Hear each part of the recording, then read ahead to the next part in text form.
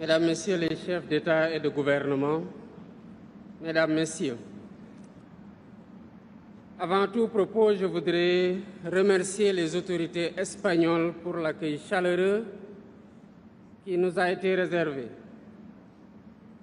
Avec la tenue de cette 4e conférence internationale sur le financement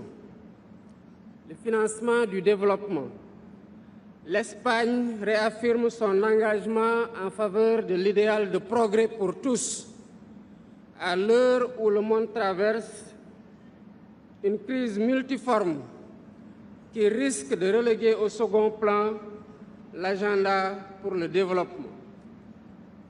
Je félicite le gouvernement espagnol et la présidence de la conférence pour la bonne conduite des travaux. J'encourage le secrétaire général des Nations Unies et tous les acteurs mobilisés autour de l'engagement de Séville pour l'action, un document ambitieux qui marque une étape importante dans notre quête collective d'un financement du développement durable plus innovant, plus solidaire et plus efficace. Mais afficher nos ambitions ne suffit pas. Avancer sur le chemin du développement durable et solidaire requiert de l'action.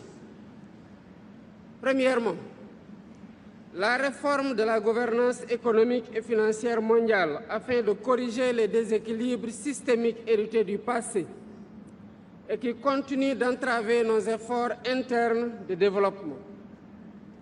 C'est pourquoi le Sénégal soutient l'appel du document final de Séville pour une gouvernance économique mondiale plus inclusive et plus équitable, y compris par une participation plus conséquente des pays du Sud dans le processus décisionnel des institutions de Bretton Woods, notamment le FMI et la Banque mondiale.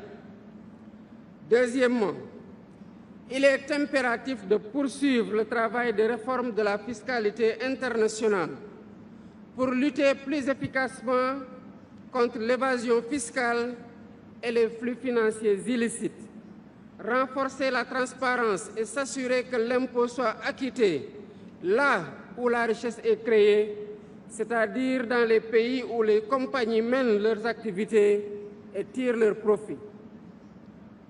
À ce propos, le Sénégal soutient les négociations en cours pour une convention cadre internationale sur la coopération fiscale.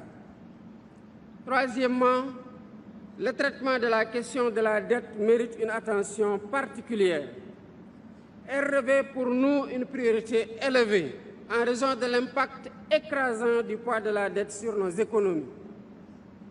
Le Sénégal appelle à une révision des critères de notation des agences d'évaluation, dont les méthodes et les pratiques renchérissent considérablement les conditions d'accès au crédit et de remboursement.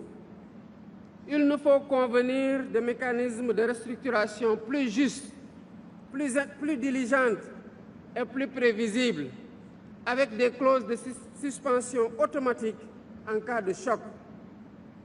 Cette mesure prévue dans la déclaration de Séville envoie un signal positif qu'il urge de concrétiser au titre de la mobilisation des financements pour le développement. Quatrièmement, les programmes de financement doivent obéir aux besoins spécifiques des pays les plus vulnérables, notamment africains, les PMA, les petits États insulaires en développement et des pays à revenus intermédiaires. Le Sénégal appuie l'appel pour le renforcement des mécanismes de financement privés à travers des instruments innovants, tout en assurant une régulation efficace pour éviter le greenwashing ou éco-blanchiment et garantir un impact réel sur les objectifs de développement durable.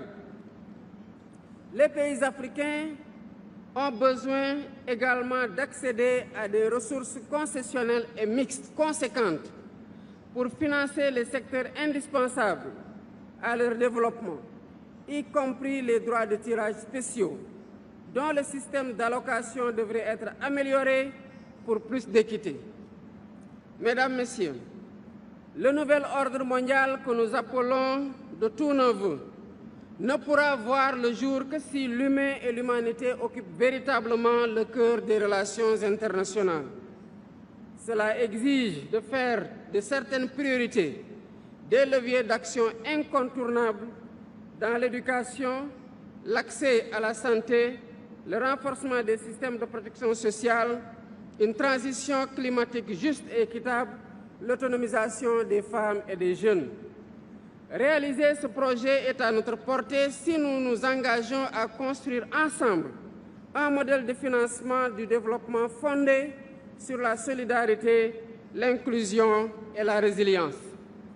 Avec sa feuille de route claire et ambitieuse, l'engagement de CVI pour l'action nous offre cette opportunité. Il nous revient donc de la saisir et d'en assurer la mise en œuvre solidaire avec constance, détermination et responsabilité. Je vous remercie.